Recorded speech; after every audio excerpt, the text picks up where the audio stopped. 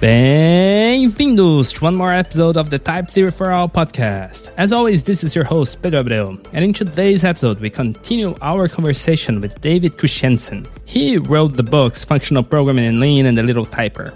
This episode, we continue our conversation in the previous episode, and we get a little more in the story of writing The Little Typer together with Dan Friedman. And we also get very technical, talking about bidirectional type checking, quasi quotation, quotation, and those really cool things. This podcast is made possible thanks to our sponsor, Formoland. Formoland is a formal verification company focused on verifying the implementation of programs with the cockproof assistant. They have been working on the verification of Rust and OCaml code for the blockchain industry, in particular for Tezos and Aleph Zero. So if you're looking to ensure an extra layer of correctness to your blockchain, you should take a look on Formoland's work.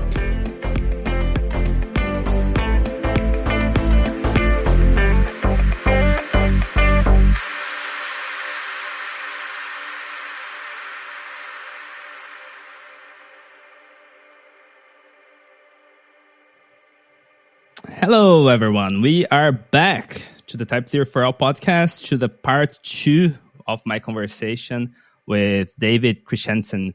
Welcome to the show again, David. Thank you. How are you? Doing okay. A little tired, but today it's going to be only you and me. Dan is not here; he could not join us. But I hope you'll not get too tired of me. So. I was thinking that we can start today's conversation talking a little more about the Little Typer, which we didn't have the occasion for the last time. Sure. Could you tell us a little, like the story behind how you got in contact? Oh my God, I forgot the name of the other author. I'm very sorry. Dan Friedman. Dan Friedman. Yeah. He's the famous one. Yes, I should remember. So for those who don't know what the Little Typer is, it's a little book. For those who don't know what little books are, they started with the Little Lisper, later renamed the Little Schemer in a later edition. And the idea is to show some deep idea from programming languages in a fashion where there's as few prerequisites as possible using a somewhat unconventional presentation. So typically they're written as a dialogue between like the left-hand column of the page and the right-hand column of the page. And typically they're using some sort of very minimal version of whatever it is they're teaching. So not only is it scheme, but it's like this sort of minimal Dan Friedman dialect of scheme in the Little Schemer, which has got like 13 operators in it. And the idea, like the Little Schemer is all about recursive functions, and the season schemer is all about continuations and so on and so forth. And it became this big franchise after the first one was written. And, the Little Typer is about dependent types. And this came about because back in 2014, I was an intern at Galois, and there was a colleague of mine there, Adam Folzer, who knew Dan. He grew up in Bloomington, and he was taking, Dan's programming languages class when he was younger than most of the students in that class. And, they got along really well. And, he said like, oh yeah, you're working on this Idris system. And I know Dan's gotten interested in dependent types lately. So how would I put you in touch? Because oftentimes when Dan wants to learn something or he thinks an idea is interesting, he'll find someone to write a little book with, because in order to get the kind of explanation you want, he has to really learn it. And so, yeah, then we got in touch with each other. We met up, I think it was at ESOP or something in Prague, and discussed it. And we're trying to figure out like, okay, how are we going to actually physically make this work? And then I ended up doing a postdoc at Indiana University, sort of by happy coincidence. And then, we'd sit down every Friday and crank it out. It just like work from 8 a.m. to 8 p.m., kind of majorly zoomed in on the screen and trying to get every little detail right. We started off trying to implement the smallest usable dependently typed language we could. The goal was that the entire implementation would fit as the last chapter of the book, which is the tradition for these little books. We didn't get that far, unfortunately, so we had to write inference rules, which is something I'm a little sad about. But we made some course notes on the side to make up for the lack of the implementation in the book. And then we went on from there to figure out like, okay, how do we assuming that somebody has like written some recursive functions, they're comfortable with Lambda, how do we get from there to basic familiarity with the core of dependent types, which for me means you can prove decidability of equality for natural numbers using eliminators, because that's like something where you need to have like a non-trivial motive for the application of the eliminator, and you have to think a little bit about like how you actually construct it. It's not just sort of plug it in and mechanically translate it from the recursive function kind of situation. And it's a very useful thing to have, and at the same time, it's not too big. So I think that's where we wanted to get to, and we tried to chart a course through that, and then we ended up with a slightly less little book than we wanted, like a little more of a medium-sized book. But if we call it the medium-sized typer, then people would have been very confused in the bookstores. And while we were writing it, we knew that for a book like this, it was really important for potential like people from the target audience to actually read it, because at the beginning, Dan didn't know a ton about the topic. Like he has a very good background in programming languages, but sort of less in dependent types. But he gets that background by us sitting there together. And so we needed to find more people who didn't know it yet, who could read it, and who maybe had less of his deep background knowledge. And so we taught a class at IU. And so what we would do is we'd sit down and we'd write a draft of the chapter for a week, and then we'd hand it, we'd sit down on Friday, write our draft. Dan would like proofread it on like Monday. I think the class was Tuesday, Thursday. I'm not entirely sure. We handed undergrads or we cross-listed it. So for undergrads or grad students. Okay. Yeah. I mean, so the expectation was that for undergrads that you'd taken the undergrad PL class, which was at IU is a lot of like writing interpreters for interesting languages and sort of working through the consequences of them. And some people there, they'd written an interpreter for a scheme, for lots of sort of scheme-like languages. They'd worked with like mini Canron and things like that. So, but they weren't coming in with a lot of, abstract algebra and category theory and logic and that kind of thing necessarily. Like some of the grad students certainly did, but we didn't aim it at those people. So I think we'd sit down on Friday, write our draft. Dan would be proofreading it Monday while I was off doing my normal postdoc stuff, working on my actual project. Then we'd be handing out the draft on Tuesday, and so, students would then be reading it, and then they'd come in on Thursday and be like, "This makes no sense." Then we could be like, "Okay, cool." Then we'd make a better version of the chapter and hand that along with the next chapter, and it was really fun. Very, very intense, but I think it was a good process because there's a lot of things like chapter 9 is the part that I'm least satisfied with, which is where we get into the equality type, just because it's hard. Like it is very hard. It's just a hard topic, right? Yes. But originally chapters 8 and 9 were one chapter, and it was much shorter, and that really didn't work. So we found out like, okay, we need a lot more examples here because everybody is falling off. And so we may not have had that feedback without being able to teach the class. So I was really grateful that we could do that, both to the university and the students who showed up for it. And then on Thursdays, we'd usually be teaching people how to implement the things that we were learning on Tuesday, because Dan and I share the idea that you should be able to, in principle at least, understand your tools well enough that you could implement them. So this was implemented in Racket. Yeah, we did the implementation bit in Racket. I taught a later iteration of the course at Portland State University while I was working at Galois, and there we used Haskell because that's what the students there knew. So I like the language we're implementing it in didn't really matter. The thing that matters is like the ideas behind how you do it. Right. Of course. Like Java would have been fine as well. A little more verbose, but like pattern matching really helps a lot when you're writing a type checker. Yeah. I have a feeling that developing languages in Racket is much easier, and it gives you more usable features. I've never used Racket though, so that's where that question comes from. Yeah, so I think I wrote similar amounts of code for the version of Pi, the book in the language. We called it Pi, like the sweet thing you eat, PIE.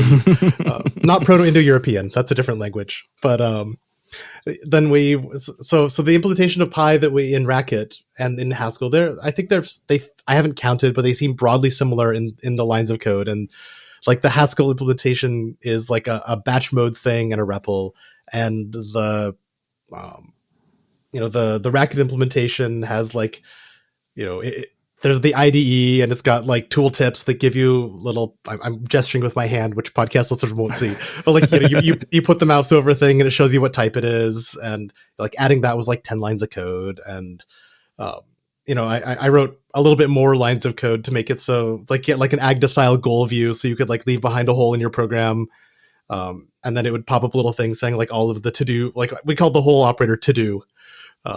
Because we thought that like the to-do list was a nice metaphor for talking about this rather than talking about a program with holes in it, which is like the conventional way of talking about it, but maybe less intuitively appealing to what's going on. Whereas the to-do list is like, okay, this is what's left to do in order to get the proof done.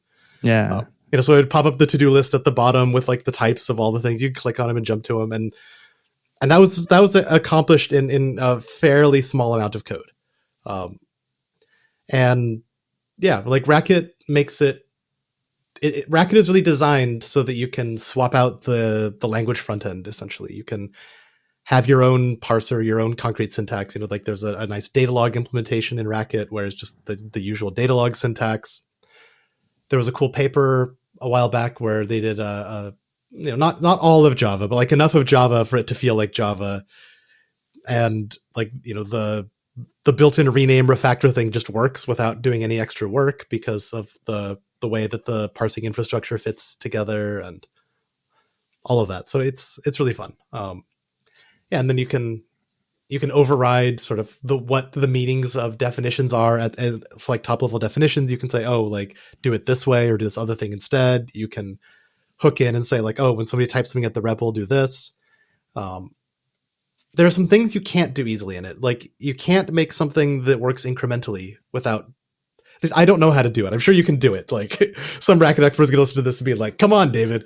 But like if you're using it the way it's intended to be used, then what you'll end up with is a system where you type in and then like it goes and like elaborates your whole program and then comes with your feedback, as opposed to like elaborating the top and giving you feedback as it goes.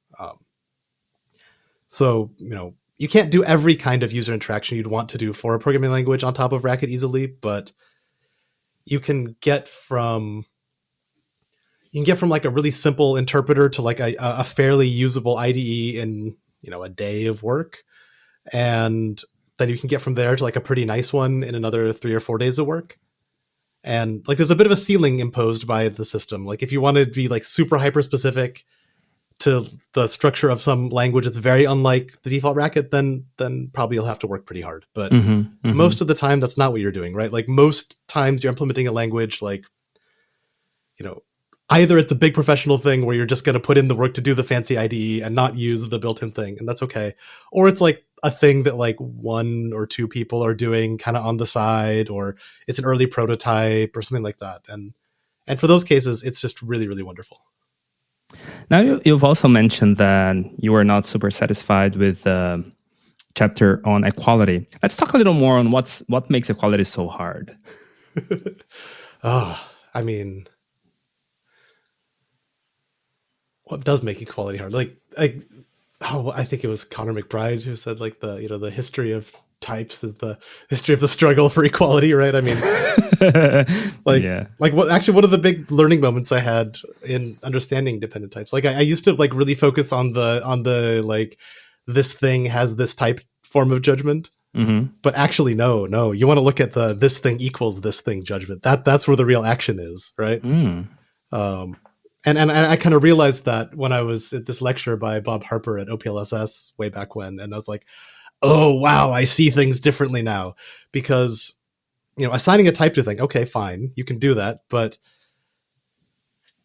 if you didn't have the conversion rule, then that would be an extremely tedious thing to do.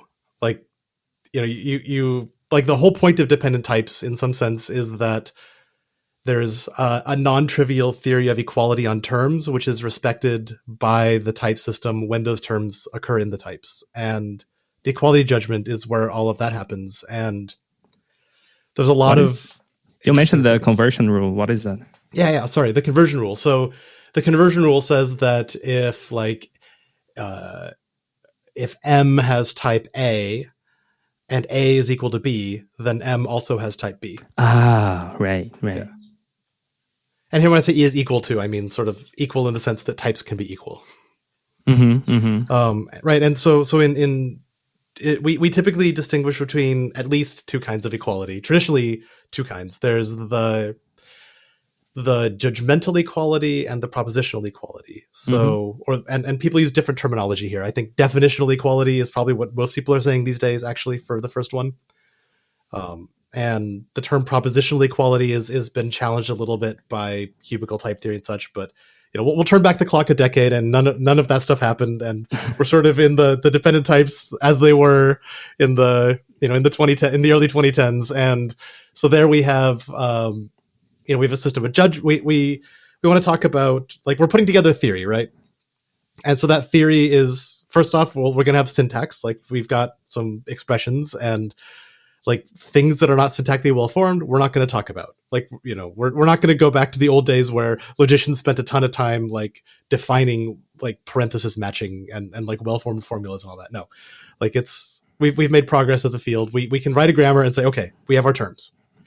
But once we have those, then we want to say things about them, right? So and the language in which we are saying things is not the language of the terms. It's like a meta language, right? It's the thing that we're talking about the system in, and that's the language of judgments. There's Pam Mattenluff has this great paper on this, which I can never remember the entire. I always get the name wrong, so I hope you can look it up and put it in the show notes. But it's something along the lines of like proof of a proposition, evidence of a judgment, something of a something, But yeah, so the idea is that we have these judgments, which are the meta language statements we're making about our system. And in things that are descended from Mattenluff's type theory, we've typically got 4 forms of judgment.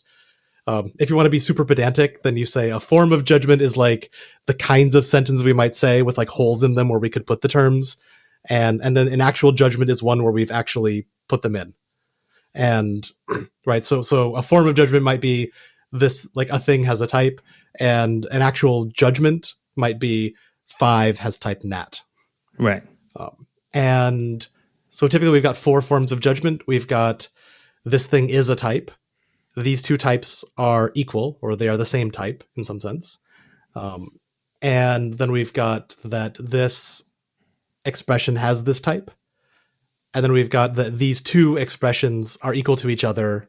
And sometimes you write that down as like they're equal elements of this type, and sometimes you say they're equal to each other, depending on which specific theory you're in and which particular ideological tradition you grew up in or have later converted to, or which technical thing you need to get your paper done. I don't know. I grew up having the type be part of the equality because that lets you do some cool stuff. But that was a lot of the influence from the UK and the Swedish traditions coming in from my own personal formation. At the end of the day, you should do the thing that gets your paper done and has the properties you need. But then we these days we typically try to write the system. We typically try to write these rules so that you can have an algorithm that will check whether or not a particular form of judgment, you could say whether it holds or whether it's evident, depending on your thing. Do we have a derivation for this judgment? Like, what is the derivation that 5 is nat? Well, 5 is syntactic sugar for, I'm going to say 2. 2 is a nat. It's a syntactic sugar for successor of 0. I'm going to say, okay, so, what's our rule for successor? Okay, our rule for successor is that like the thing inside of it has better be type nat. So like, that's a successor, we'll do that rule. Okay, the thing inside of that would be a nat. 0 is already a nat. Okay, cool. So 2 is a nat. That judgment holds, or that judgment is evident. Right. And the reason we want this to be algorithmically checkable is that writing those derivations by hand is really painful. Like, this isn't a thing that we've always done, right? I mean, like the initial dependent type theories were typically what we call extensional type theory, where for various reasons it's not decidable, it's not algorithmically checkable, right? And things can be undecidable in like various ways, right? Like you could have an undecidable system, which is like Scala 2. You could, if you worked hard enough, put a Turing machine in the type system, and you knew that you were doing it, and like no one accidentally wrote a Turing machine in the type system, and it's fine, right? Like it's technically undecidable, but like in practice, all the things you care about are decidable. Mm-hmm. And And furthermore, you're going to run into like resource limitations before you ever run into undecidability issues anyway, because like what we care about in practice is not that it's decidable. Like we philosophically care that it's decidable depending on our personal beliefs, but like a thing can be decidable, and nonetheless, the algorithm to decide it is going to take, 30,000 years to run for simple programs. And so we don't care. We're going to hit Control C, or our computer's going to break down before it finishes. So whatever. Right. Right. But like extensional type theory is like undecidable in the sense that in order for the thing to say, here's a type error, it would need to be able to like prove arbitrary theorems. And like that's not going to work. But, but in sort of the main line of what we do in dependent types, we rig up our judgments such that they are decidable so that we may let the computer decide them for us. But then we're left with like, okay, we had to remove some expressive power to make it decidable. And luckily we can put that in the theory and say, when the computer can't figure out that these two things are actually the same thing, because, like the classic example is the computer can't tell that n plus k is the same as k plus n. So if you've got some dependent types with n plus k and k plus n in them, and you try to use that conversion rule, then it'll fail. It'll say, oh, like I expected a thing with the type, list of length n plus k, but I got a thing of list of type k plus n. You messed up, programmer. And then we need a way to say like, no, dear computer, I did not mess up. I was merely incomplete in my explanation, dear pedantic friend. Here is some evidence that n plus k is actually equal to k plus n. And that evidence we then put in as a type, which is the equality type, which, the version we use today is not actually Matuliv's original one. It's the version from Christine Pauline Moring later on. But essentially what this lets us do is it lets us take this judgment of equality and internalize it into a thing we can say in our language rather than in our meta language. And we put everything together in a way where the computer's job is for the propositional equality is not to check whether two things are equal. It's to check whether I have correctly explained why they are equal.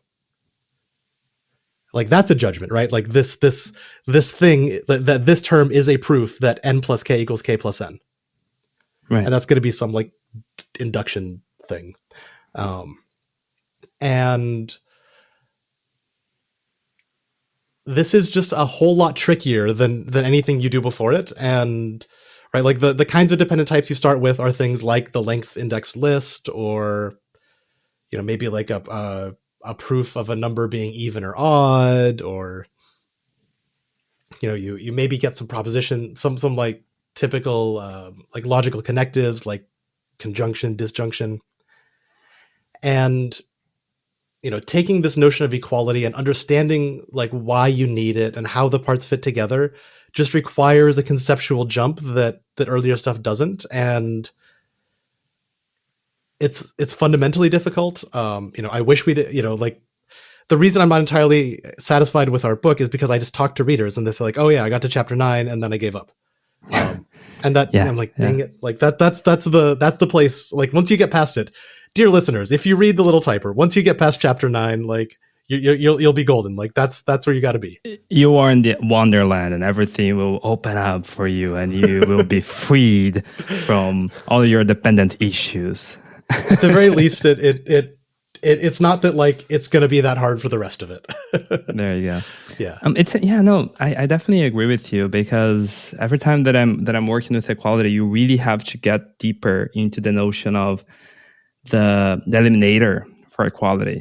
In order to understand what equality is doing under the hood, then you have to understand induction for equality and how it will transform things, like do the conversion from one thing to another. That's right. And then reading that huge induction scheme, it's just can be very mind bending, because at the same time that it's very trivial in the sense of like it's not doing much, but like there's so much syntax to turn things around that just there's a little twist in your brain that is really hard to get across. And also you look at like, it's also hard to port intuitions from programming over to it the same way that it is like you look at the rules for the eliminator for natural numbers and you say, okay, this looks a lot like fold R on a list if the list didn't have any elements in it or something. like, computationally it makes sense as a thing that happens. The idea of like a proof by induction as a recursive function kind of makes sense, right? Because like you've got a function that like, for 0 gives you a proof, and then like it could like recur down and make proofs at each step. Like I think it's pretty easy to get that intuitive feeling. But you look at J, like for the J is the eliminator for the traditional name for the eliminator for identity or for equality. There I go, mixing up the terminology. I'm going to say identity types, and I'm going to say propositional equality in this conversation. I'm sorry, dear listener. What's the difference? There isn't one. It's just like terminology. Okay. Martin Liv calls it the identity type. Other people call it the propositional equality. You said that the equality that we use is not Martin Love's anymore. Is typically Pauline's? Not. Yeah. So you know the difference? Yeah. So the difference is it like if you're going to write this thing down as like a data type in like your favorite dependently typed language, does it have one parameter and one index, or does it have two indices? I think usually one parameter and one index. Yeah, that's right. But like Martin Liv's original one, like the original J is the one you'd get if you wrote it down with two indices. And like they're equivalent, but the one with the parameter and the index is a little bit more convenient to use in a lot of contexts. Yes. This is like if you're reading the hot book, this is the one called based path induction rather than path induction, which corresponds to like Martin Liv's original J. Okay, gotcha. Yeah. Cool. I'm learning a lot here. I think it's good to like mention people's names when they do things that like everybody uses, but like it doesn't always get talked about. Like things that become like you deserve credit for things that become ubiquitous. Yeah, I definitely agree. But right, so where were we? We were talking about equality. We were talking about the little originally typer. We were talking about little typer and how the 9th chapter is everyone's nightmare. I wouldn't say it's everyone's nightmare. It's the hardest chapter in the book, and the one that I'm a little sad that we didn't manage to get everyone through it, right? Like, but yeah. So okay, so you were teaching. You taught this class in IU, and then you also taught at Portland State. Yeah. And then after Portland State, you called the book closed, and you didn't touch it anymore. So the book was already done at Portland by the time that class came around. Didn't do any new additions or changes. No, I mean, well, there's been reprintings of the book, and not for a while now, but like I think the sales have slowed down a little bit, which is typical when a book's been out for a few years. 6 years now, I think. Wow. But so when the the publisher emails us when they're going to do another run, and they say like, oh, are there any errata you want to fix? And it has to be in the sense where we send them a complete PDF of a page that replaces an existing page. So we can't make any changes that change pagination. So we have fixed as many errata as we've been able to, but we have to do it on sort of creatively under certain constraints. So we can't like go in there and say like, okay, now we know a better way to explain this. Let's rip out this chapter. But like if we have a typo, we can just fix the typo. So you cannot change that ever again. Like you cannot have a next, second, third edition. Oh, we could absolutely do that. Yeah. But then it's not a reprinting. Then it's like a new edition. Gotcha. It's a major change. Like things have changed a lot. Okay. Then you're doing like a whole new book, and then you have like a negotiation, and you have to like do the rights and all that stuff. Gotcha. And you have to like, the publisher may or may not be interested. We haven't talked to them, so I don't know if they would. I suspect they probably would be because this is me conjecturing. MIT Press. Okay. This is me conjecturing rather than like working off any actual knowledge, but the book did sell out a couple of times when it first came out, so I think they were expecting less interest than there was. And so if we positively surprised them, then probably they'd be interested in a redo, but I don't actually know for sure. How does it work for you to get out of the idea of, okay, I want to write a book, and approaching, say, MIT Press with your book? Do you have to know someone in there? How is the process of actually publishing something? I actually don't know, because Dan knows people in there and knows how everything works. And he took care of all of the contact with the publisher and also with our great illustrator, Dwayne Bibby. Oh, wow. Yeah. Well, I think I'll have to bring him to the show now and just to make that question, because I'm very curious. Yeah. Like what is the actual, inner workings here? Yeah. I mean, I think the usual thing is that publishers have like an online form or an email of like an acquisitions editor who's the person who's in charge of evaluating new projects. And then sometimes the acquisitions editor will go contact prospective authors if they think like, oh, we need a book about X. Then they might look up who's an expert on X and then send them some emails and say, oh, do you want to write? Like I've gotten a couple of proposals that way from people who wanted books in the past, where I haven't done it because like, it seems like too much work, or like I don't feel like I know enough about the topic or whatever. But so I've gotten that I think 2 times. But then also you can email them and say, hey, I want to do it, and then this is like why I'm qualified. Here's a sample chapter. And then I know there's like a whole thing where like you can get paid in advance, which will like cover your costs while you're doing the writing. But we didn't do any of that because like the way Dan typically works is he just sends a complete book to them, and then they they go through it and do some proofreading, and typically they don't find anything because Dan's really good at proofreading already. And like maybe they'll find 1 or 2 things, then you fix it, and then they send it out to reviewers. Like, so I know MIT Press has like a peer review process because they're an academic publisher. And so, so I know that our draft was sent out to various experts who reviewed it and who came back also with some very good feedback that made the book a lot better. I've been asked to review some books in the past, and sometimes it's like a couple chapters in an earlier stage. You're trying to say like, is this like something we should go onward with? And sometimes it's been a complete thing where like a lot of people will like put a thing on their website, and then a publisher will be interested later these days. And in that case, the reviewers are getting a whole manuscript. I think in other cases, they're often getting like a few chapters and then saying like go or no go. Yeah. You could consider getting someone from an academic press on too, who's dealt with some of these things. The editor who worked with us, I think, has retired, unfortunately, because she was really good. But unfortunately for her, but like, yeah. I'm not sure how much my listeners would be super interested into that, although I would. So if you're a listener and you would be interested in that, give me, send me an email. Let's see. Yeah. Well, so that's the story of the little typer. Really cool stuff. We also had planned to talk about quotation and quasi quotation. Do you have a clear path between one and another here, or we're just doing a complete change of topic now? I mean, I thought we were going to pop over to some bidirectional type checking now, which there is a clear path on. Right? Okay, yeah. Let's go. Right. So yes, bidirectional type checking. Now, when you're implementing these languages inside the little typer, bidirectional type checking naturally arises. Then it becomes like a really key thing to have. And we actually couldn't have written the little typer without that technology. Really? Because we wanted. So we had some key design constraints. So we needed to have something that was simple to implement for our book. Like we didn't want to have something where like getting it implemented is like really subtle and difficult. It should be something that readers, like any reader who goes through the book, could then go learn how to implement themselves.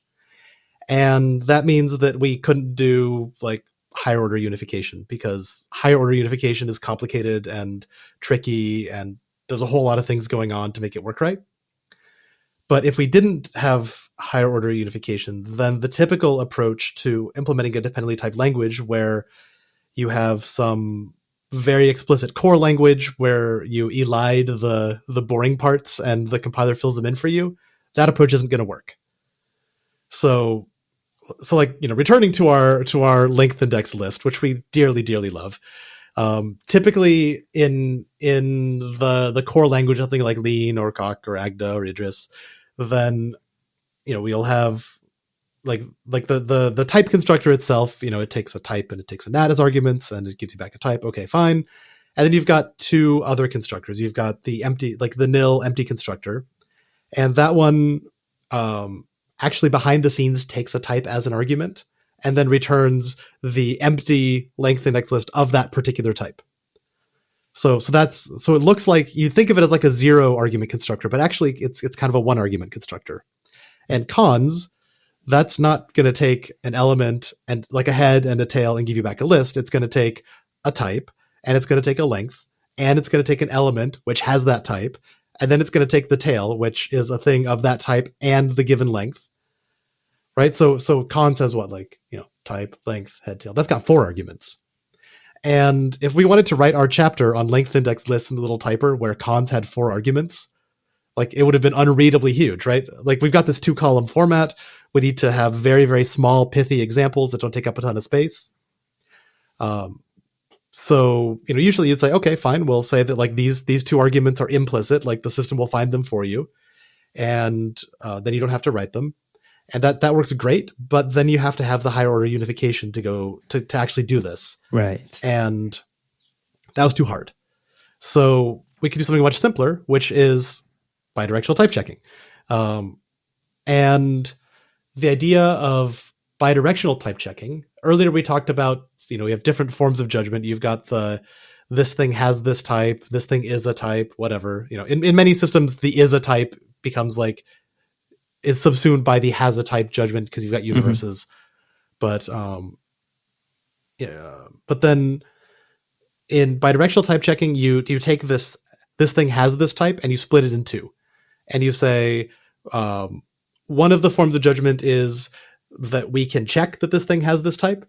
And the other one is like, if you give me this thing, I'll give you its type.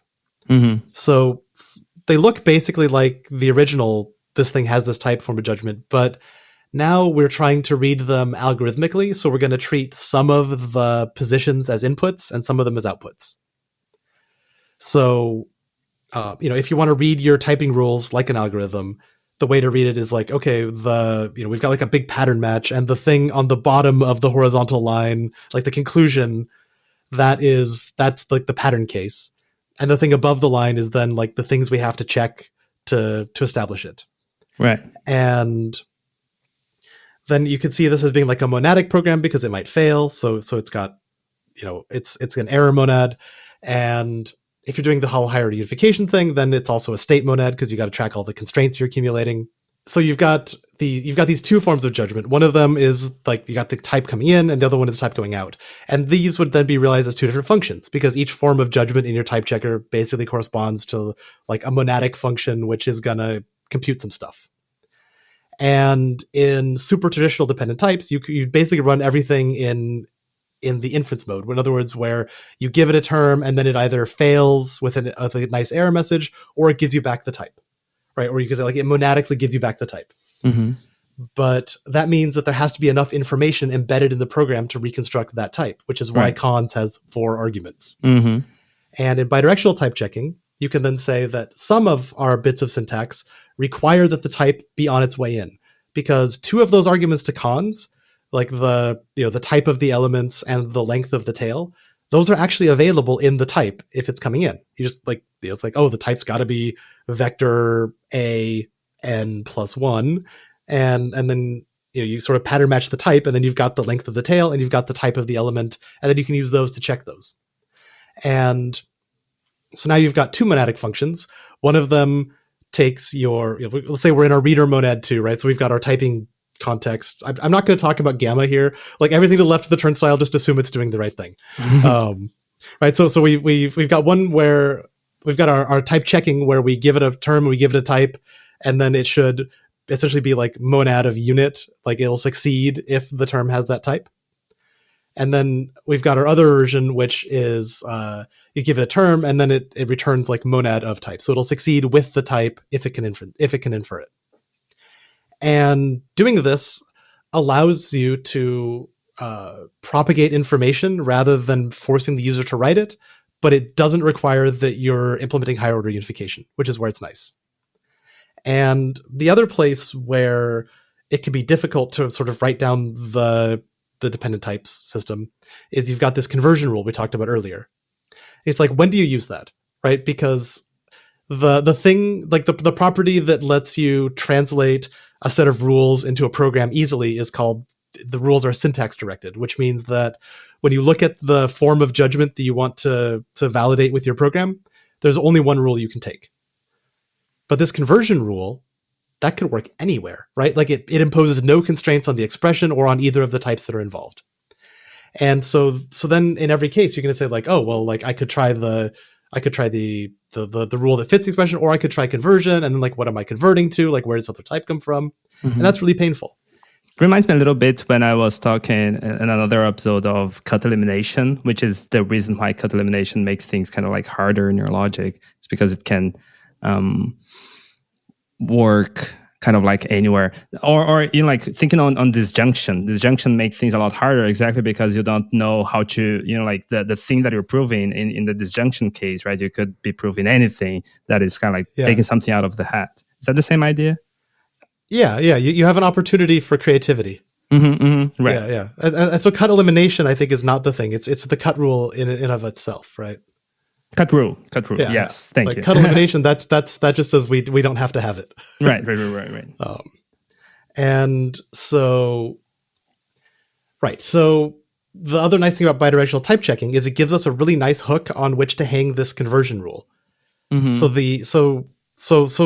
in addition, like I talked about splitting up the typing rules. So like, you know, the ones where you've got type information coming in that you care about, you make those be the checking rule, and the ones where you don't, you make those be the synthesis rule or the inference rule. I'm going to say synthesis because inference also can mean like we've got the horizontal bar with the stuff on the top and the bottom. So then you also need two other rules, which is like, how do you change between the two? And one of those rules is that if I have a type annotation, like if I say that you know, M has type A, then that means I should check that M indeed does have that type, given the checking rule.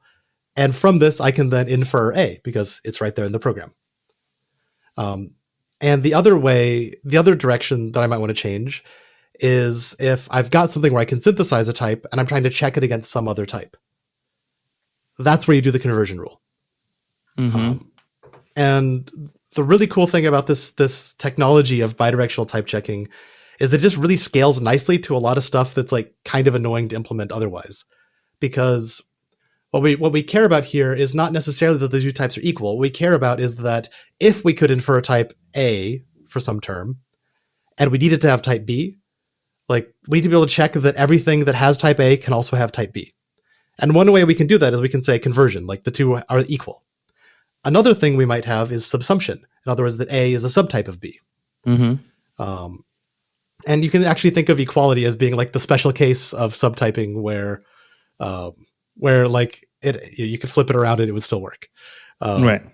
A is in B, B is in A. Yeah, if your subtyping judgment is symmetric, then you've got a type equality judgment. There you go. That's how you learn in set theory, how equality works in set theory, if I remember correctly. Perhaps. I'm not sure. Yeah. But this is also nice if you're trying to do like object-oriented programming and you've got a lot of subtyping going on, then this is a nice way to do it. And this is actually where bidirectional type checking got really popular, was in that community, like with the local type inference paper from Pearson Turner. And then, you know, everything derived from that, like, you know, Idris's colored local type inference and so on and so forth, a whole ton of good stuff. And it's also useful for systems that have subtyping for other reasons, right? So another form of subtyping comes from instantiating universal quantifiers in polymorphic types. Like, let's say I need something of type int arrow int, and I've got something of type for all A arrow A. Like instantiating A as int, that's like a kind of subtyping if you look at it the right way. Or you might have systems with like a lot of dependent type systems have what's called the cumulativity rule for the universes, which says that like if A is in universe I, then A is also in universe I plus 1. Right. Like Coq has this. Idris 1 has this. I don't know about Idris 2. Agden Lean do not. But what this means actually is that you need to be checking subtyping all over the place, because that is a form of subsumption rather than a form of equality that's going on. And bidirectional type checking is just a really nice place to put whatever that check is for the language you're working in. And so if we're doing dependent types, that means that you have to, you check conversion there. So let's getting back to like implementing pi from the little typer and teaching undergrads to implement pi. We write down our bidirectional typing rules. We've identified for each form of judgment what's an input and what's an output. And then we can write our monadic functions or just recursive functions that might throw exceptions depending on how you want to work with things. we implemented do notation as a racket macro and had them use that because that seemed to be the cleanest thing. But if I was doing it for real in Racket rather than pedagogically, I just use exceptions because like the ambient monad in Racket has all sorts of cool effects. You don't need to encode them if you don't want to. Does bidirectional type checking give you the way that you have been talking about bidirectional type checking so far, it makes me feel that it is something that makes things easier in the implementation perspective.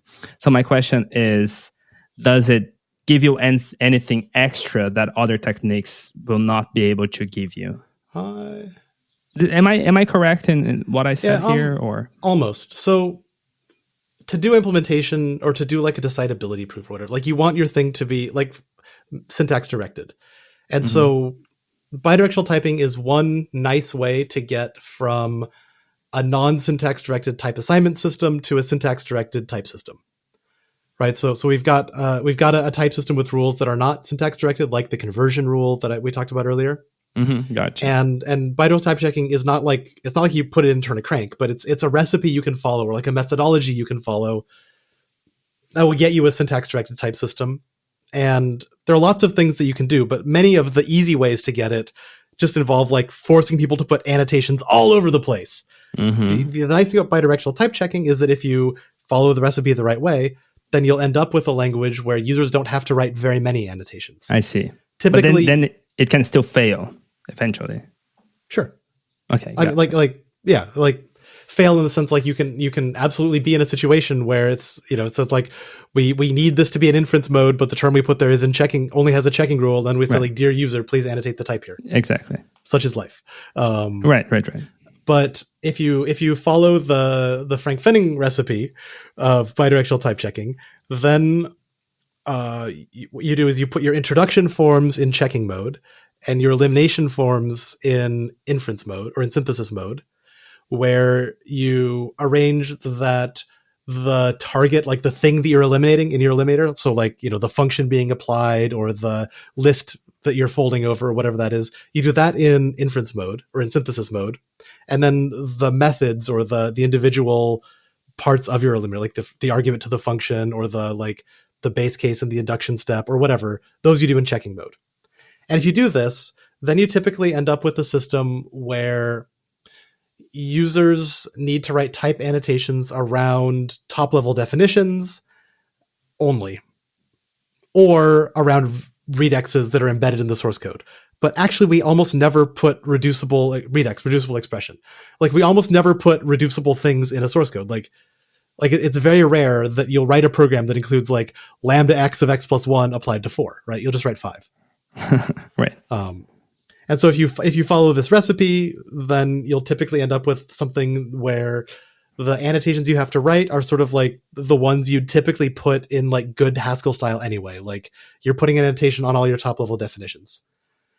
We took some liberties with this in the little typer to make some things type check. So there are actually some spots where you need extra annotations because it made the book nicer in certain areas. Like gotcha. we put some things in synthesis mode because we knew that they would work out in the book, which means that sometimes you have like some extra annotations when you use pi. So if you're running into that, dear listener, I encourage you to change pi and learn from the process because it's meant to be played with and hacked on. Cool.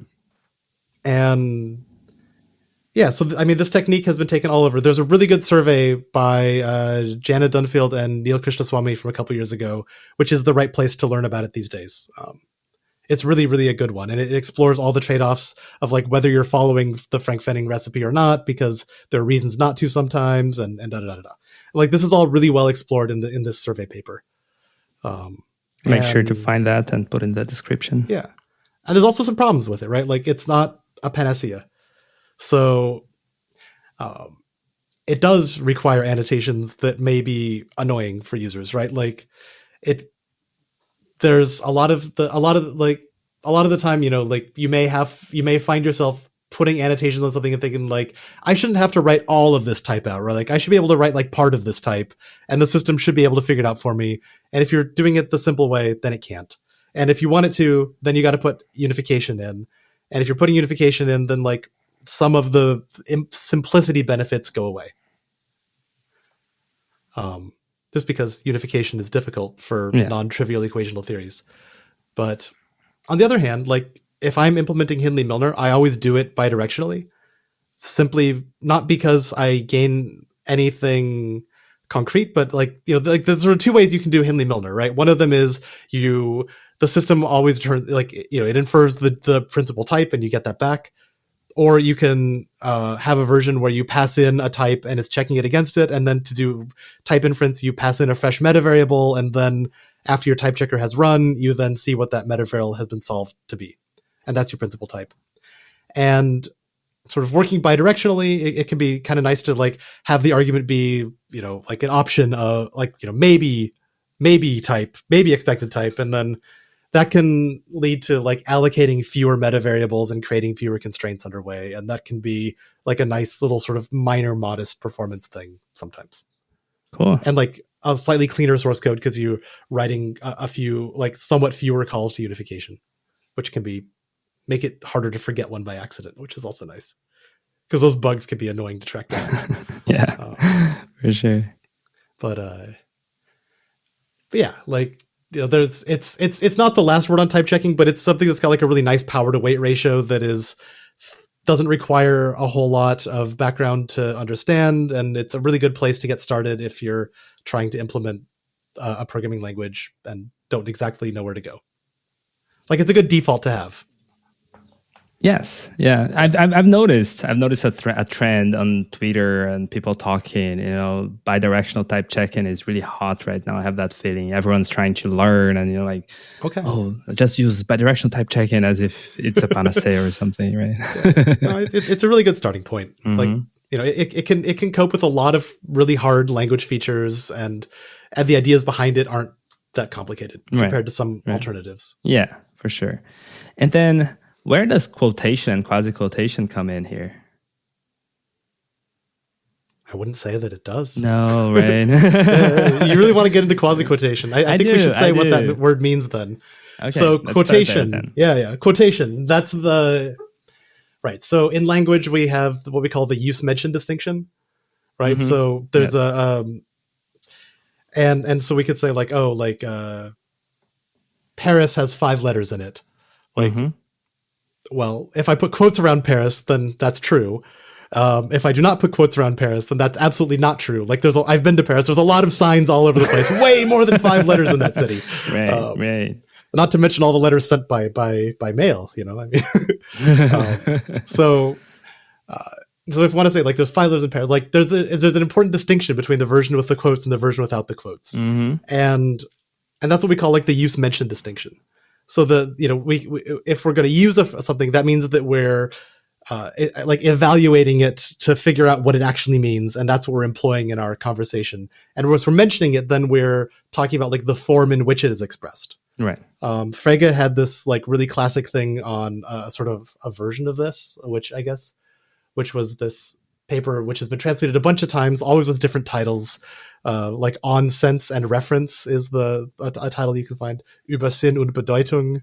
I saw someone translated as... there's some like really weird translation in the title, which was like the best translation of the text I could find. But anyway, he has this example where when we say the morning star is the evening star, so the morning star, that's like the last point of light as the sun comes up, and the evening star is the first one as it goes down. Right. And it turns out that both of them are Venus. Right. Exactly. But like the fact that they're both Venus doesn't mean that we don't get to be surprised when we find this out, or that we don't say that we've learned something. Right. So there we're sort of talking about the difference between like how you express something and the underlying meaning behind the scenes. And you can think of quotation as being like a very special case of this, or the use mention distinction. Actually, I'm kind of mixing up two different concepts here. Let's back up a little bit. Okay. So we want to talk about syntax versus semantics. So quotation is all about syntax, and not quoting things is typically about semantics. Right. If I write down 5 + 8 in my computer, then it should say 13. It should not just come back and say 5 + 8. But in many languages, I can put some quotes around it in some way, And then it'll come back and actually say like, oh, here's some data which represents the phrase 5 plus 8. Right. And that's quotation. In the same way that putting quote marks around Paris gives me a 5. There's 5, right? P-A-R-I. Yeah, okay. I just want to make sure I'm not embarrassing myself here. So, like quoting it gives you back a piece of data, which you can talk about for its form rather than for its meaning or for its structure. And, when we're, like in the Lisp world, quotation is very convenient for various historical reasons. So people do it a lot. Other languages, it's either more or less convenient. It's quite convenient in Lean as well, because there's a strong Lisp heritage in Lean these days. But, I added a kind of quotation to Idris back in the day. I think Idris too has a different one. What is the use case? This is a very naive question, but that's good. like on a high level, what do you gain by having a good way to have quotation in your language? That's right. So when we're writing programs, we're writing things that manipulate data. If we can make programs into data, then we can write programs that manipulate programs. So quotation is a way to take a program and turn it into data so that we can manipulate it with other programs, fundamentally. And we might want to do that for a lot of reasons. Like we might want to do it because we're implementing an interpreter for a different language and we want to reuse the syntax. We might want to do it because we're extending the language that we're working in and we want to, have a way to talk about the new syntax we've added and how to translate it into something that the compiler already understands. We might want to do it because we want to assign a totally different meaning to something. Like we want to, implement a little embedded language for signal processors that gets compiled to some sort of high performance CUDA kernel and linked into the program. Quotation is very nice for that as well, because users don't want to write ASTs. They want to write programs. Right. And quasi quotation is the other term you mentioned. So quasi quotation is something, due to Quine, this logician from the 20th century, one of the most important analytic philosophers of the 20th century. And quasi quotation is when you have a kind of quotation that can be interrupted in the middle. So like, we talked about like we might quote 5 plus 8 to get, the expression 5 plus 8. But if we're trying to work with language extensions, typically we want to work with like fragments of expressions. We want to say like addition. If you see addition, translate it this way. We don't want to have to give you every single case for every single number. Right. And so we want to be able to say like, well, quote the middle part, like the plus part, and leave the other two things to be evaluated. So another way to approach this from is we can have is through the notion of referential transparency. So we say that like a position in a language is referentially transparent if you can replace two things that are equal according to whatever equational theory you have for like the meaning of the language, like the model or the semantics. If you can replace two things that denote equal elements, like if you could swap out an expression that denotes one thing with another expression that denotes a thing that's equal to the first thing, then that position is called referentially transparent. Okay. And a position is referentially opaque if you can't do that. So, and this is relevant to quotation because quoted positions are referentially opaque, right? So like, Paris is the capital of France, but the capital of France is not a 5-letter word. And so you can think of quasi-quotation as being a way to insert referentially transparent sub-expressions into the referentially opaque quotation. I see. Okay. Right. So maybe something along the lines of, well, if you see the plus sign into this quoted term, I want it to change to a star because this is how I want to talk about the plus. Something along those lines. Or maybe to pick a more realistic example, let's say we're working in a programming language that doesn't have let. And we know that we can implement let by translating it into like a beta redex, right? So like let x equal 5 in E. That's essentially like saying, like lambda x E applied to 5. Right. And you can't quite do this in type theory for various reasons, but you can do it in most languages. And then when you when you're building this up, like let's say I'm like writing the right hand side of this function, the thing that'll return the new syntax of the results of the translation, then I might want to say, you know, I'm going to write quote lambda, and then I'm going to say unquote x, because the name is whatever name the user wrote. It's not the x here in my program. It's the x from the user. Right. So I'd say like, you know, so quote lambda, unquote x, requote, and then like dot or arrow or whatever it is I use to get from the name to the body of the function. Mm-hmm. And then I'm going to say, you know, unquote e, like the other expression the user wrote. It's like a requote again, and then like that whole thing applied to, and then unquote 5, because that's what our let binding thing. I think that's a decent example. Right. That explains why I'm always confused when I see quotation, because there's so much quoting and unquoting because depending on what you're trying to do. Because as you said here, the X is the actual name that we're talking about. It's not now the 5-letter word, right? We want the actual thing in there. Yeah. Mm-hmm. And this is in code transformation is where this comes up a lot. And then most systems that have good quasi quotation, you can also put it in like a pattern position where it works like pattern matching usually does, where the things you unquote become like normal patterns of your language that could just like match a thing and like bind variables. Mm-hmm. So if you know, if I'm going to implement this in Racket as a macro, this particular transformation, which is one of the things you do in like macro writing first lesson. This is one of the things you implement. Right. Then I'd have a pattern which looks like something along the lines of quote let unquote x quote requote equals unquote thing. Dang. Requote in unquote body. And then like, you know, x thing and body are then normal pattern variables, because variables in a pattern context, they just bind whatever's there. And then those values are then on the right-hand side, and then I can fill them in. So I could have quasi-quotation on the left and the right of my pattern match, and I get something that looks basically like the rule you'd write down on paper. So you're implicitly quasi-quoting stuff whenever you write down like typing rules, because you'll sort of like use like italic stuff in like mathematical italic stuff in LaTeX to mean like meta variable. Right. You can think of quasi-quotation as being like a way of talking about meta variables in that sense. More formally, to be specific and explicit where things are from one language and when things are from another language. Yeah. And or whether they're from quoted or not quoted things in the same language, which is where you typically find it. Like, because quotation isn't something that takes you up to a meta language. Quotation is the thing that keeps you in the language that you're in. Same language. Yeah.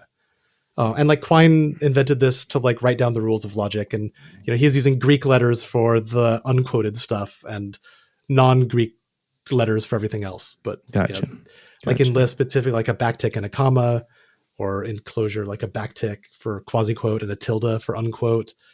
In Lean, it's a backtick for quasi-quote and a $sign for unquote. Yeah, there's a lot of different syntaxes out there.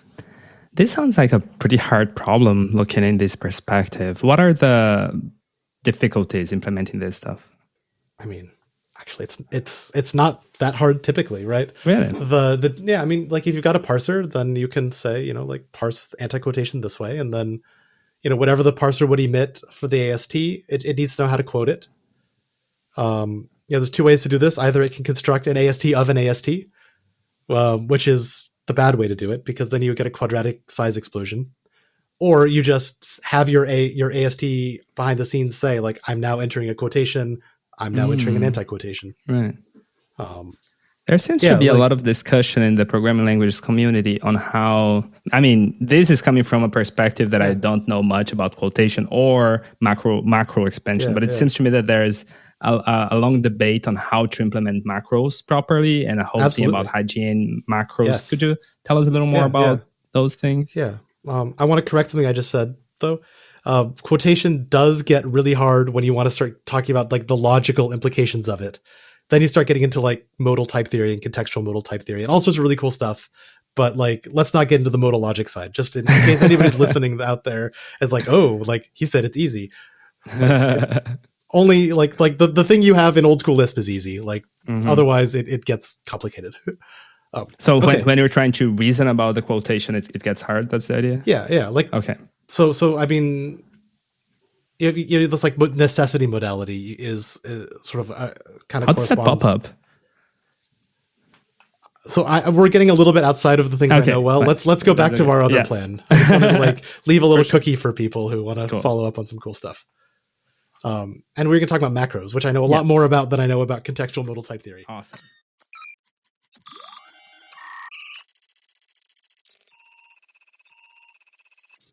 So, right, macros. Macros are like it's a term used for a few things. I'm going to talk about a specific tradition of macros. So like a C macro is a string to string transformation. We're not talking about that. We're talking about syntax to syntax transformations. So you've already got a tree structure and you want to produce a new tree structure rather than like you've got some strings and you want to swap them out.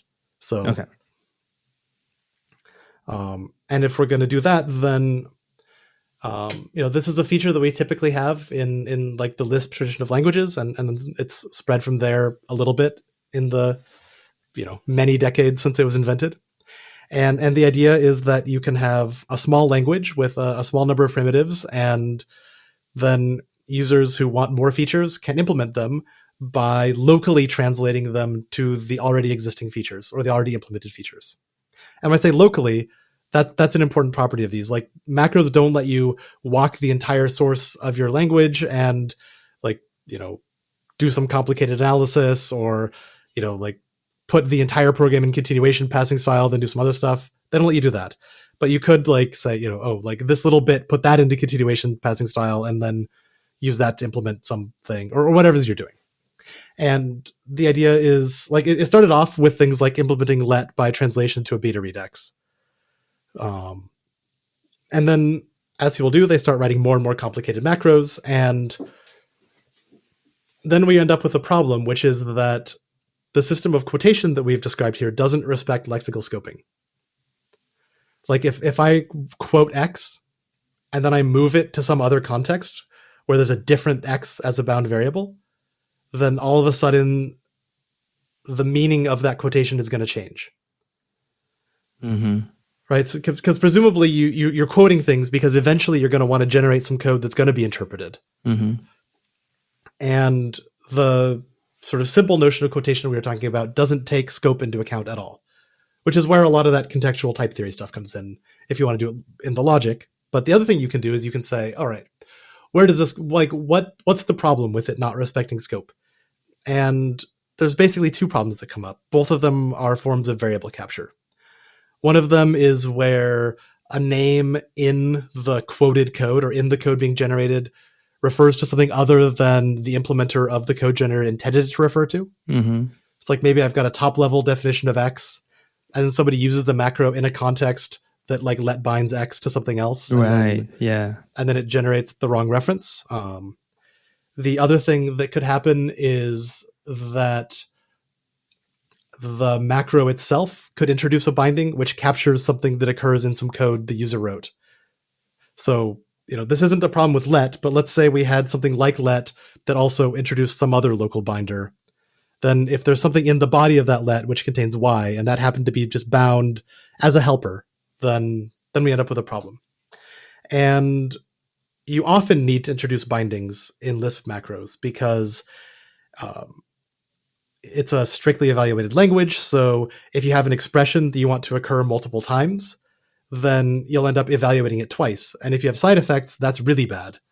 So what you'll typically do is you'll control that evaluation by having the macro generate code that evaluates it once, let binds the result, and then puts that name wherever you want it.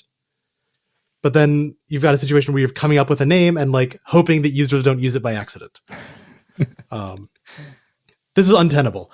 So the traditional Lisp solution, which is still done in Clojure for some reason, is to use something called gensim, which just concocts a fresh name. Like it just makes a new name that could never be used anywhere else. And then you stick that in the binding position, you stick that in the use positions, and then in multiple invocations of the macro will get new fresh names, like user code can't use it. And that's great if you remember to do it consistently. But experience shows that expecting programmers to take care of subtle details that occasionally bite them seriously wrong, but are really hard to test is not a recipe for success. Yeah. And like That said, like people write big complicated systems that are highly reliable in C all the time. It's not impossible. It's just hard, right? Yeah. People write big complicated macros in Common Lisp and Clojure all the time, and they're fine because they know what to do and they're very disciplined and it works out. But on the other hand, like I find that if I'm kind of working at the edge of my own capacities, then having to keep track of those details is difficult. And it means that like I'm less able to do expressive and interesting stuff. So the idea of macro hygiene is to say that the computer does it for you.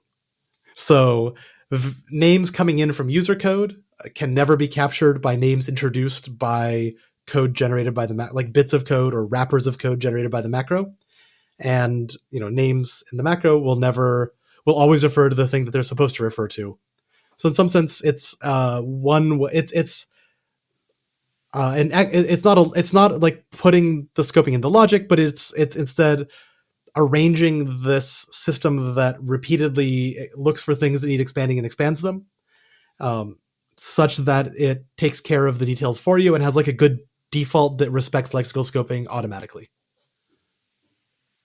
Does that make sense? It does make sense. Yes, yeah. I'm following. Cool. And there's a bunch of technology for this. I think the state of the art is still Matthew Flatt's bindings as sets of scopes paper from Popple 16, I think. That's a really nice paper because a lot of prior descriptions of hygiene are much more difficult to understand than this one. Like this one has a really nice explanation. He gave a really good talk at Strange Loop a few years ago, which I highly recommend to anybody who wants to write a macro expander, because like I tried writing macro expanders a few times and then I watched that talk and I sat down and just did it. And it was great. And that macro expander actually turned into like a really fun project, which is this thing. So I've been trying to like look at like, how do we do macros for typed languages? Because I like types and I like macros, and generally there's not a good story for that, historically speaking. Most of the really nice macro systems have been in dynamically typed languages, and often statically typed ones have kind of fallen behind. Like not always. Like Scala has some decent stuff, but historically that's been a real challenge. And in particular, I was like, well, like I love Haskell too. How do we get this in Haskell? And then I was what was it? I think it was that, it must have been Compose conference in New York, and I met Sam Vigilino, and he had this idea, like he was wanting macros in Haskell too, and like we've got template Haskell, but he wanted a version of template Haskell where the thing doing the expansion could say like, what type is this expression supposed to have? Because then I could generate different code. Like maybe I'm writing my DSL and I could say like, oh well, if this is being done, if this expression is being used in a context where it's going to be a 32-bit word, then I can generate super fast code, whereas if it's going to be in an area in something that's like any num instance, then I can't.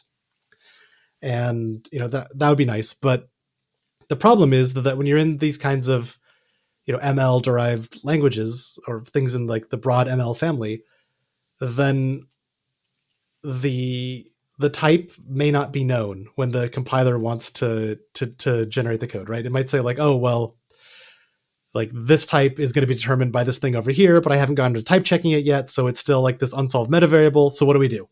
And he had this great proposal, which is like, okay, we're going to get stuck and like, and then like not do any more work for a while. And then, we'll come back to it later. And then like, if the meta variable is solved, then we're done. Right? Because you don't want to take an arbitrary choice, because you might generate something for the wrong type, or you might miss an optimization possibility. And even worse, the order that the type checker visits the program and like generates the constraints that are solved to like fill out these unification variables, that can change at any time. Like the glorious thing about the principal typing result for Hindley-Milner is that like you could just like have the type checker run backwards, or you could have it, like use the phases of the moon to figure out in which order to traverse the program. And it's fine. Like, maybe the error message will be different, or like in a different spot, but like any well-typed program will still be well-typed and it'll still have the same type no matter what order you traverse it in.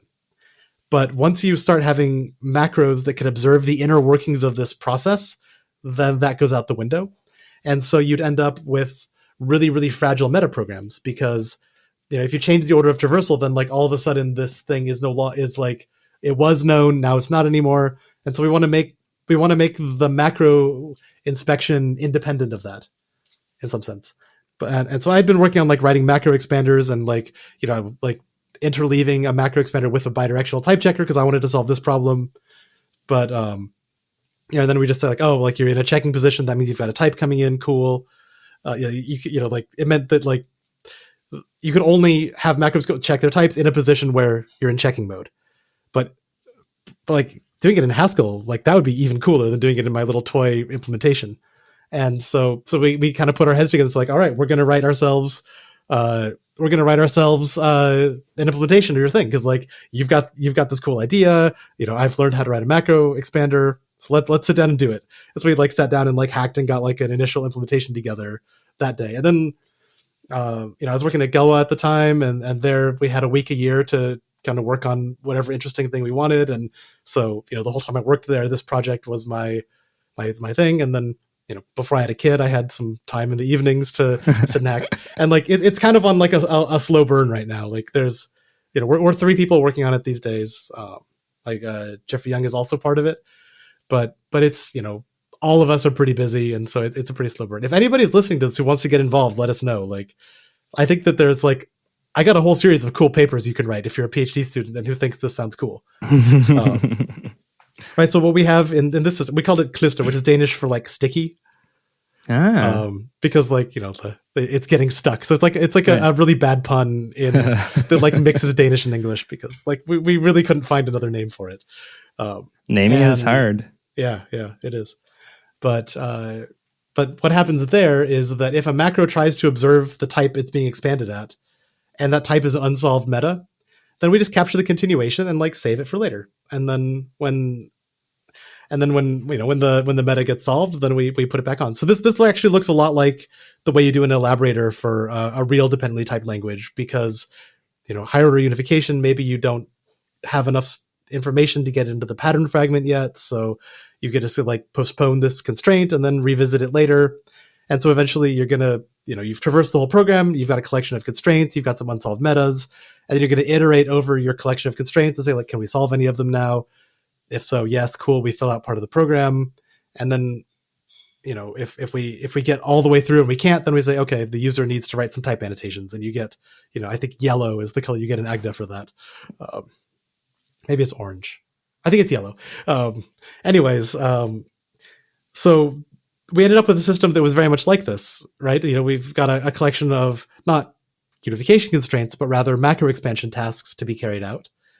And each of those are sort of blocked on certain metavariables being solved. And then, we just essentially iterate through our queue. And if we get all the way through the queue without anything being able to run, then we terminate and say, dear user, please add a type annotation. But in principle, like this isn't something we've proved, like the meta theory still has to be done, but in principle, we should be able to, run randomize the order of the traversal every time and still have that nice property that like well-typed programs, like all well-typed programs are still well-typed, all ill-typed programs are still ill-typed, and the well-typed ones elaborate to the same core language term with the same type. I think that's true. I just don't know how to prove it yet. Essentially, this becomes like an exercise in deterministic parallel programming. And so we actually think that we can build like a better version on top of Elvar's, like Lindsay Cooper's stuff. And we talked to her a little bit about this, and we're optimistic. But so one of the cool papers you could write based on this stuff would be an incremental macro expander, which nothing has yet.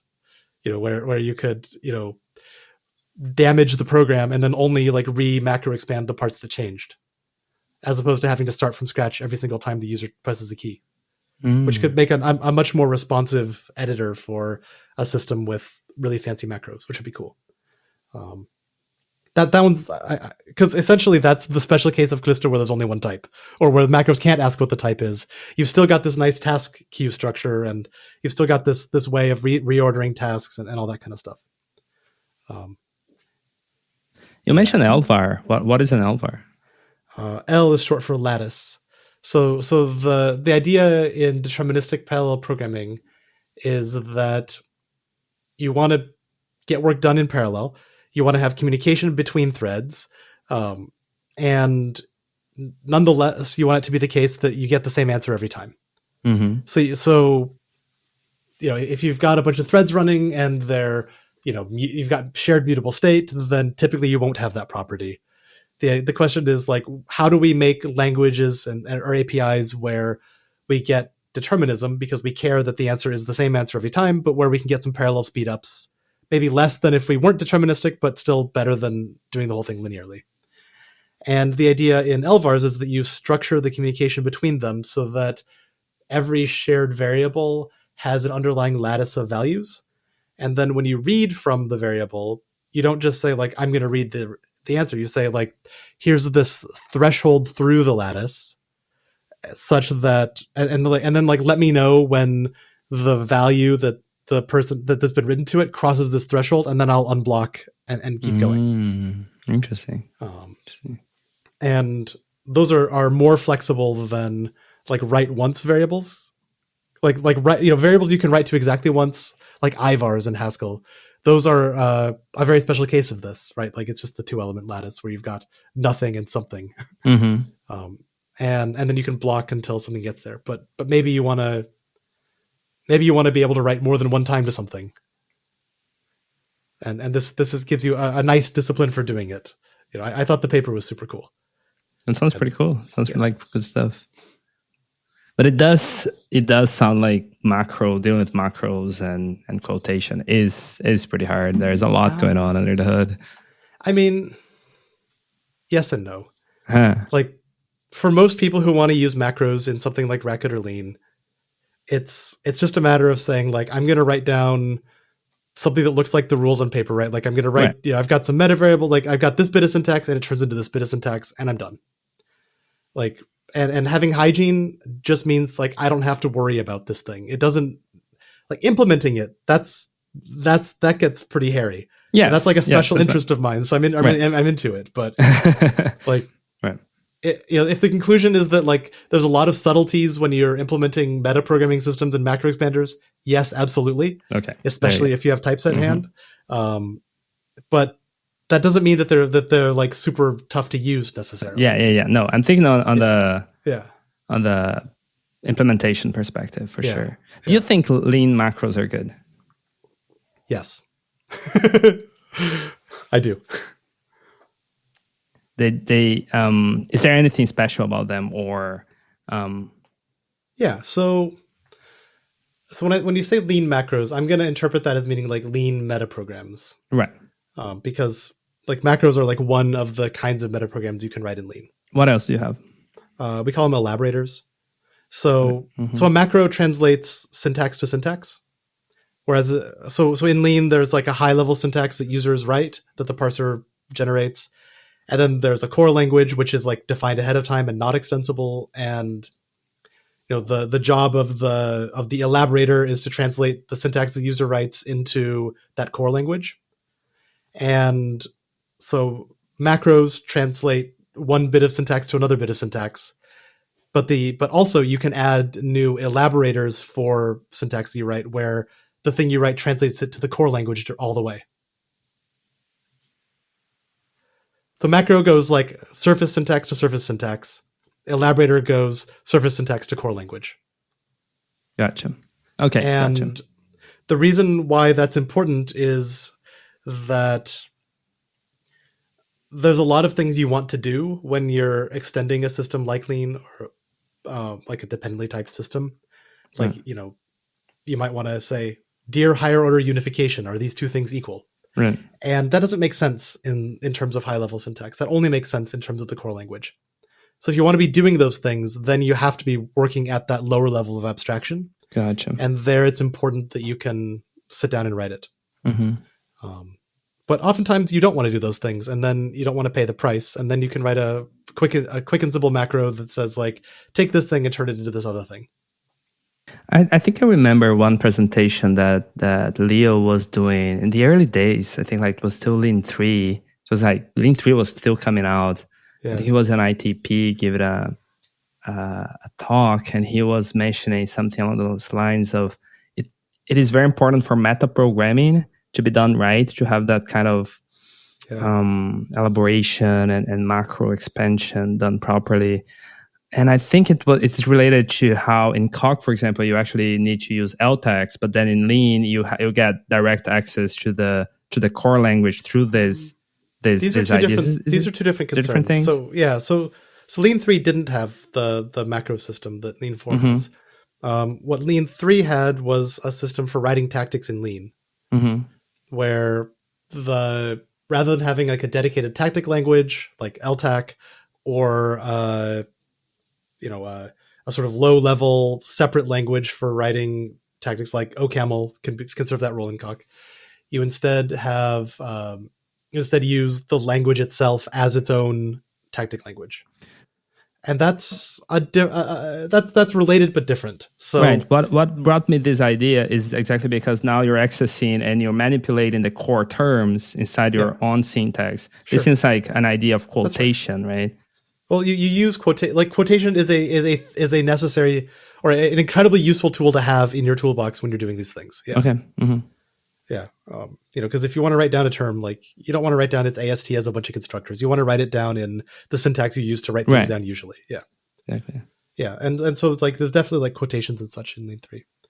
But it didn't have the use of Lean for like adding arbitrary new language features to Lean as it's going, like Lean 4 has, which is where it's really powerful and really fun.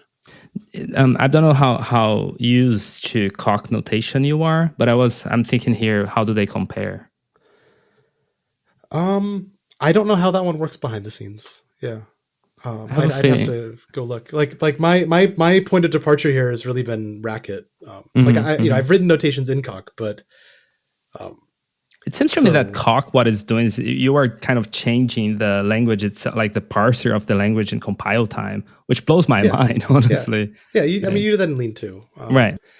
So a lot of languages have made it possible to change the concrete syntax as you're processing it. Like, traditional Lisps had this thing they called reader macros, where you could say like, reader is like Lispese for parser.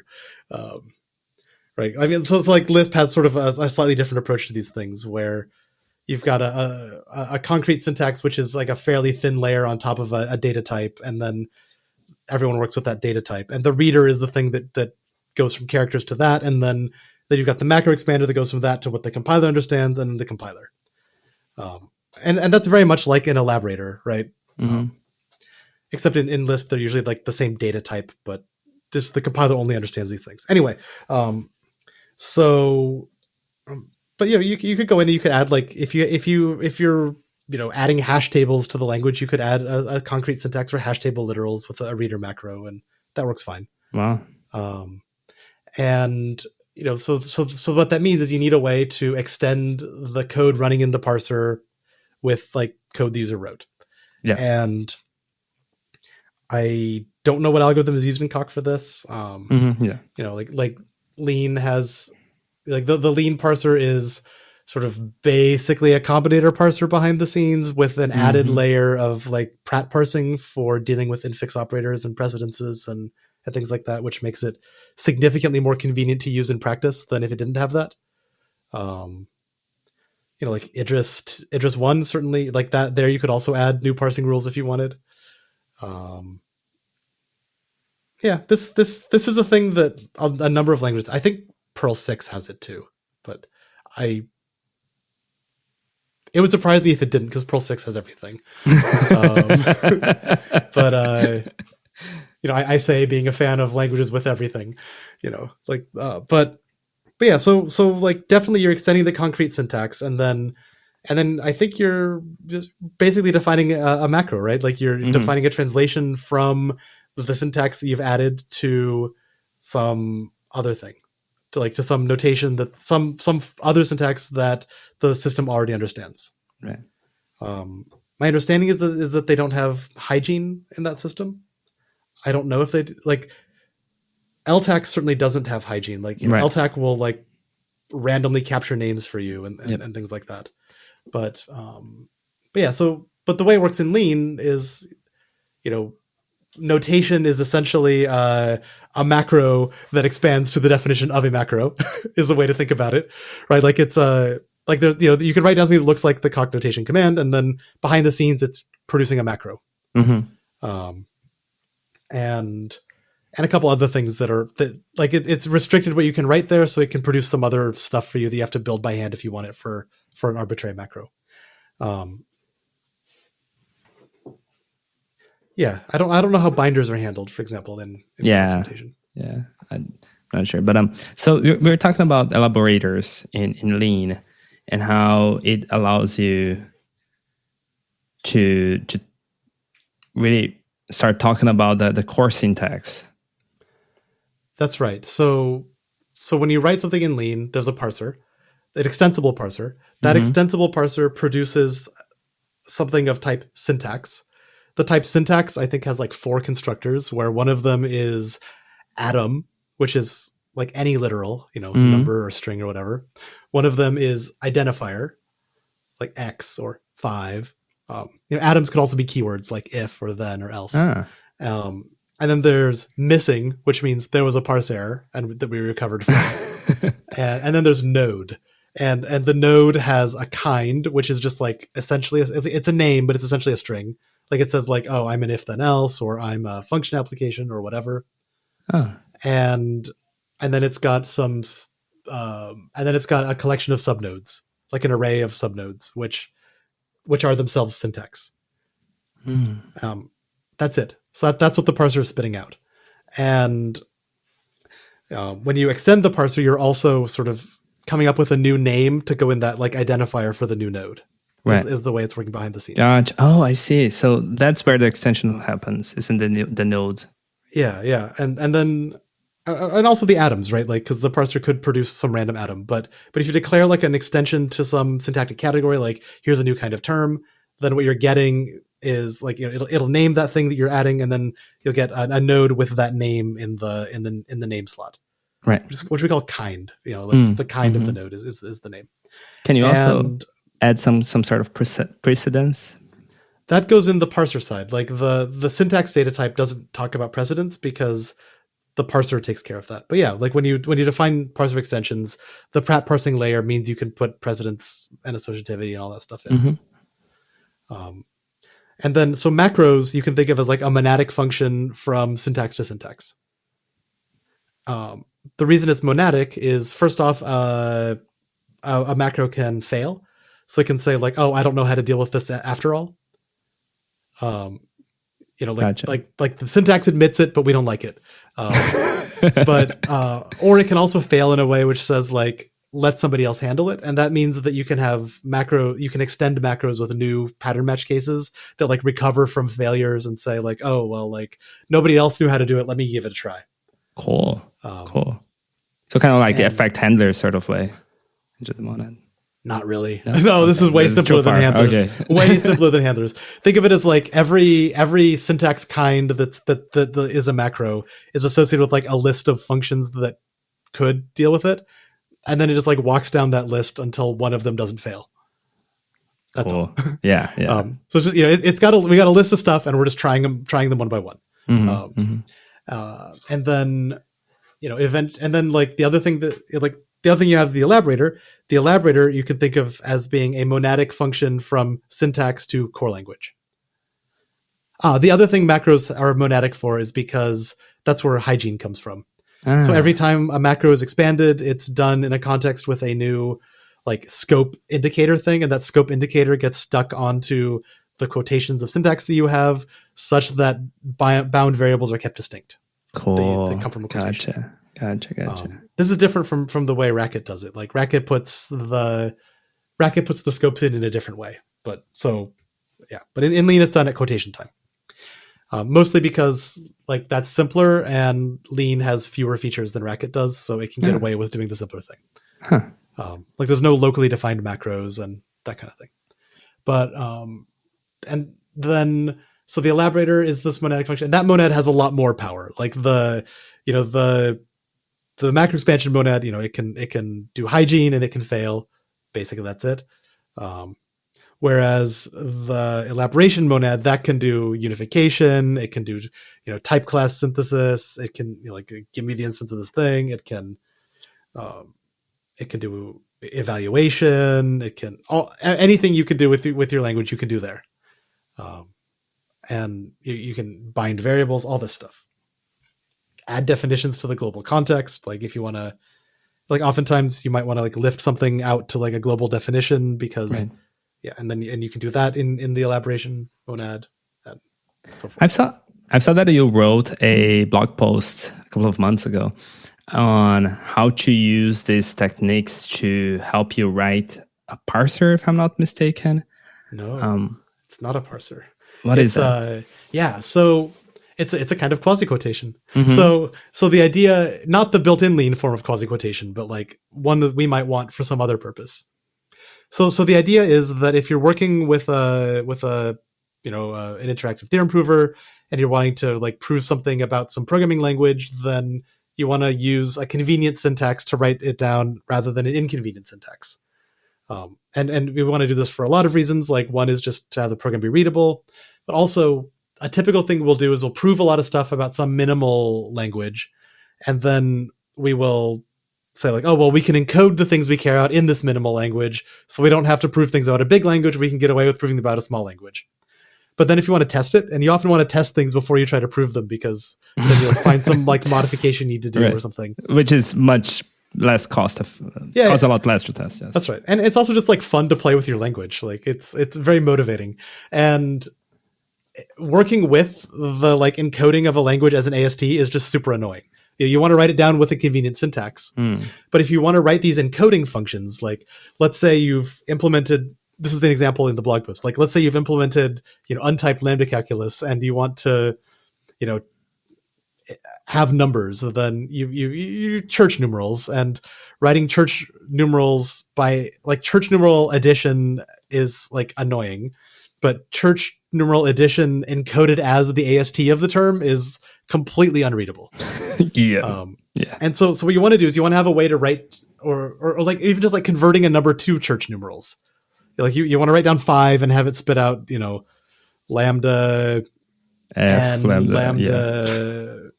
lambda f, lambda x, f, f, f, f, f, x, right? Right. That just gets annoying. So we want to do is we want to do quote lambda whatever, and then we want to be able to unquote and escape, because we need to write some code to do some manipulation for the middle bit, and then we've got this problem of bound variables again.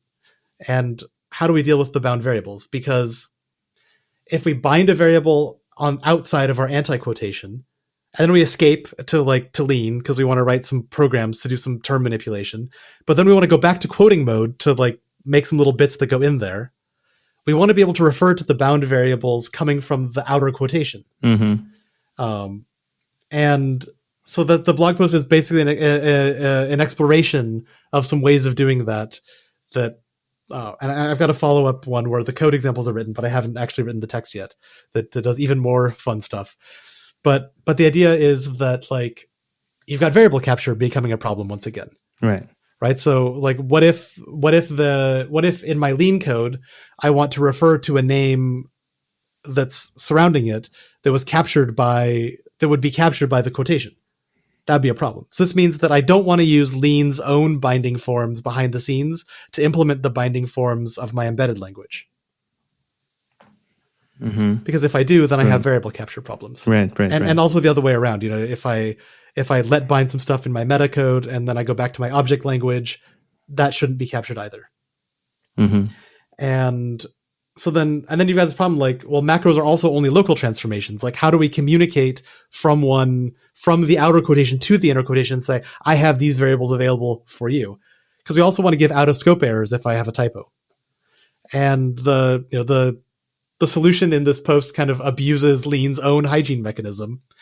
So remember I was talking earlier that macros, one of the reasons they're in a monad is that they can get this unique scope indicator and stick it on things. it turns out that with suitably evil code, you can get one of these things and extract it and just like save it for later and just have it like save it in a global variable. So you can write some metacode which like gets you a definitely unique scope indicator, and then you can use that for your own purposes. So we said like, oh, we don't want to reuse Lean's binding because it'll capture things, but if we reuse Lean's binding but stick one of these scope indicators on the bound variable in the quotation areas, and we do it again in the use sites, then they will neither capture nor be captured. In other words, we can steal the hygiene mechanism that Lean has for its own macro hygiene and use it to implement our own notion of hygiene for our own little embedded language. Wow. and get a really nice syntax for writing things down. That is really cool. It was so much fun. I had a lot of fun like trying to figure out how to do this. But what it doesn't give you is like ways to communicate much other stuff. So, right. So like in Racket, there's this notion of like compile time information associated with the binding. So you can like bind a thing, and that like gives you like a runtime binding. Like you say like, oh, well, X is let bound or X is lambda bound here. And then if you're generating code with an X, it'll grab that. But the code doing the generating may also want to know stuff about X.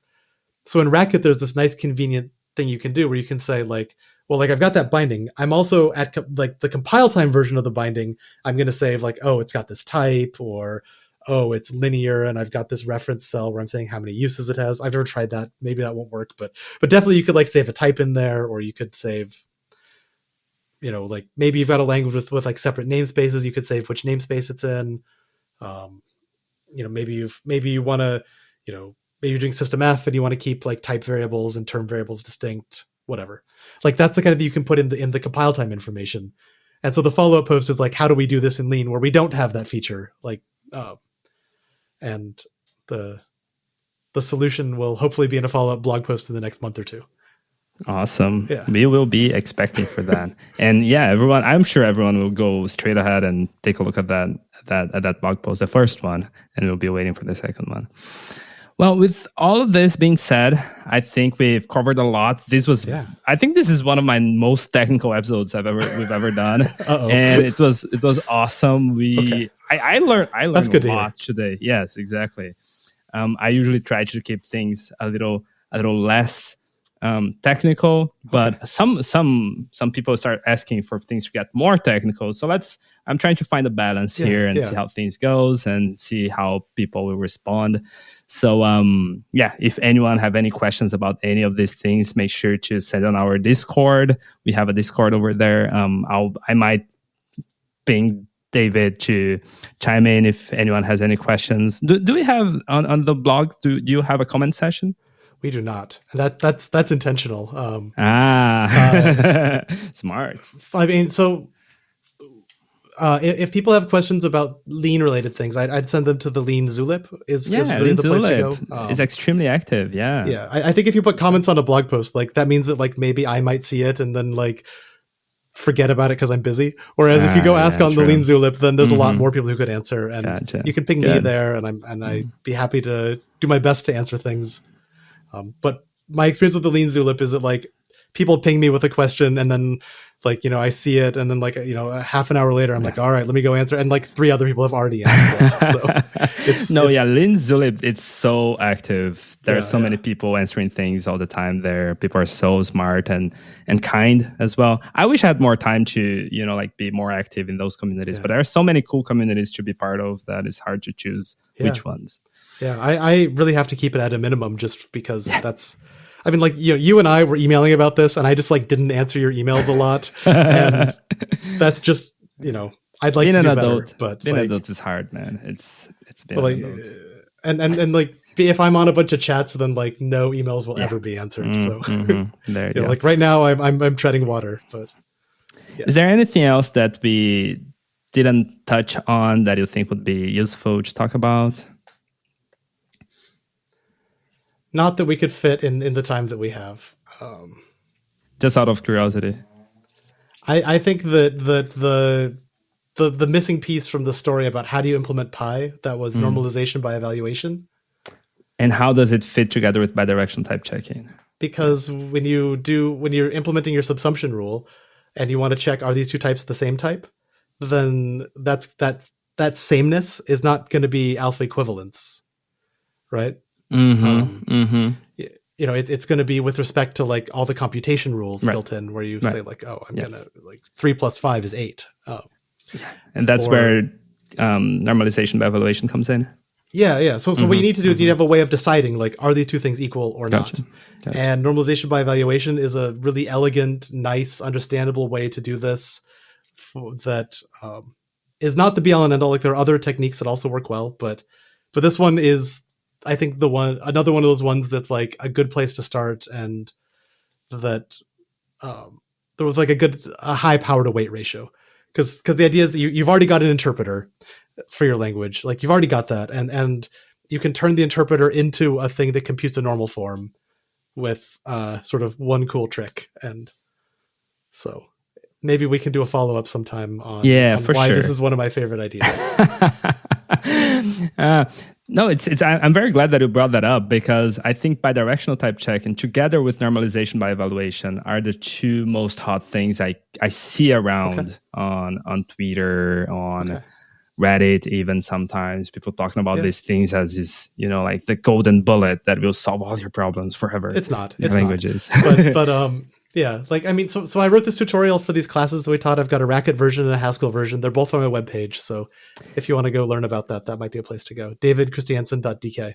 I have a confession that even nowadays, I remember that I was we were talking and you gave me that paper for me to give it a read.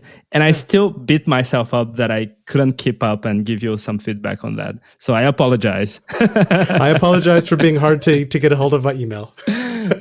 Awesome. We're good. Life is big. There's too many interesting things to do. It is true, especially in the middle of a very cool internship in an amazing place, right?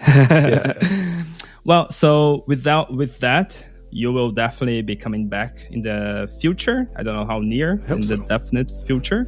Wonderful. And happy to.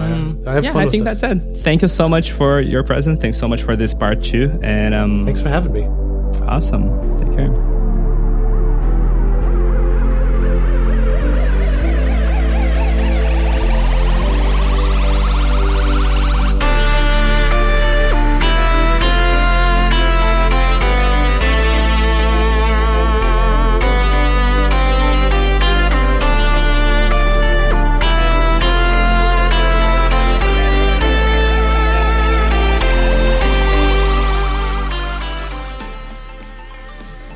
I hope you guys enjoyed this episode as much as I did. I personally consider David to be a mentor in my life. I remember when I was just an undergrad in Brazil listening to Type Theory podcast. Back then, I would never dream that one day I would be the one running an interview with him like this. So I'm pretty happy. This was really cool. In any case, I'm happy to announce that I finished my master's and I'm going back to Brazil now, and I'm officially unemployed. So more than ever, I would appreciate if you guys could support us donating through Ko-Fi. Just go to our website, typetheoryforall.com, follow the prompts, and with $5 monthly, you can become a VIP member in our Discord server, participate in very cool discussions, and send in our guests questions. I always let my patrons to know who the next guest is going to be, when that's going to happen. I'm still trying to figure out if I'm able to receive people to watch the lives. But that's something I'm still working on. But I think I can make that happen for next episodes if you guys would be interested. In any case, if you have any questions about this episode, as we mentioned, you can send it on Zulip, or you can send in our email, typetheoryforall@gmail.com. I am also currently looking for partnership with the industry. So if you work in a technology company and you think would make some good synchronicity as partners, please reach out at typetheoryforall@gmail.com. And I think that's it for today. Make sure to tell your moms you love them. I'll see you guys next time.